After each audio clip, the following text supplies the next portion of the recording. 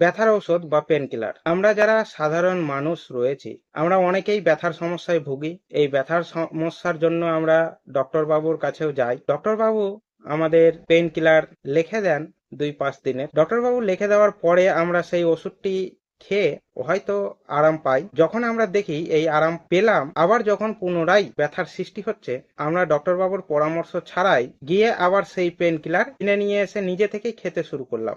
এই যে pain killer আমরা খাচ্ছি, আমরা অনেকেই জানি না এই পেন কিলার আমাদের শরীরে ক্রিয়েটিনিনের মাত্রা বাড়াতে একটি বিশেষ ভূমিকা পালন করে। এই পেন কিলার এক্সেস পরিমাণ যদি কেউ খায়, সেক্ষেত্রে আমাদের শরীরে ক্রিয়েটিনিনের মাত্রা বেড়ে যাবে। তাই আমরা যারা নিয়মিতভাবে পেন কিলার খাচ্ছি, কোনো কোয়ালিফাইড ডক্টর বাবু পরামর্শ ছাড়াই তারা নিজের সর্বনাশকে নিজেই ডেকে নিয়ে আসছি। তাই চেষ্টা করুন পেন কিলার যতটা কম পরিমাণ খাওয়া যায়, আর যদি খেতেই হয় সেক্ষেত্রে একজন কোয়ালিফাইড ডক্টর বাবুর সাথেই পরামর্শ করে তবেই আপনি পেন কিলার খান।